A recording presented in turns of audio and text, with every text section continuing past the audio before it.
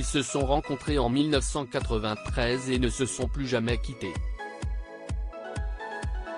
Laurent Ruquier et Claude Sarraute, décédés à 95 ans ce mardi 20 juin, étaient d'inséparables amis depuis leur premier échange sur France Inter. Leurs 35 ans d'écart ne semblaient avoir aucune prise sur leur relation fusionnelle, telle une mère avec son fils. Dans Le Parisien, l'animateur extrêmement ému par la disparition de la journaliste a raconté les derniers mois compliqués de cette mamie dévergondée qu'on rêvait tous d'avoir. Je l'ai encore vue il y a quelques semaines chez elle. Elle faisait vraiment partie de ma vie.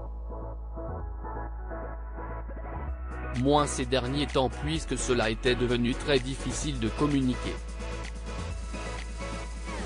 Mais je continuais à aller la voir comme l'amie qu'elle était, avec les bons souvenirs que nous avons pu partager, a-t-il ainsi révélé, bouleversé. En juin 2022, Laurent Ruquier et d'autres grands noms de la télévision et de la radio, s'étaient réunis autour de Claude Sarraute pour célébrer ses 95 ans. Une journée de bonheur que l'animateur des grosses têtes chérira très longtemps. Nous avions fait cela en bas de chez elle, sur l'île Saint-Louis, car c'était compliqué pour elle de se déplacer. Nous avions fait ses 80 ans à New York, ses 85 ans à La Havane et ses 90 ans à Londres. Elle adorait vraiment ces moments, s'est-il souvenu le cœur lourd.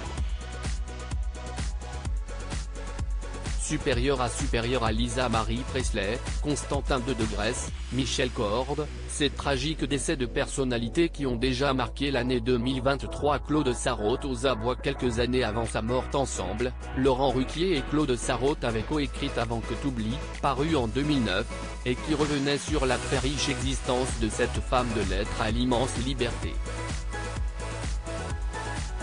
Un souvenir là aussi indélébile pour l'ancienne vedette des samedis soirs de France 2. C'était un exercice passionnant à faire.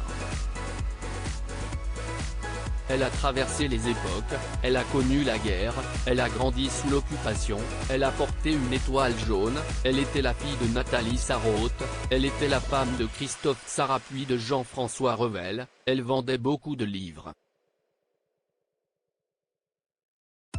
A énuméré son plus grand fan dans Le Parisien, rendant encore hommage à cet éternel romantique. La femme de lettres avait tout de même connu quelques problèmes financiers à la fin de sa vie. En 2017, auprès du magazine VSD, la proche de François Mitterrand avait révélé avoir été confrontée à de graves problèmes d'argent. Un sujet sur lequel elle s'était épanchée sans tabou. J'ai été récemment aux abois.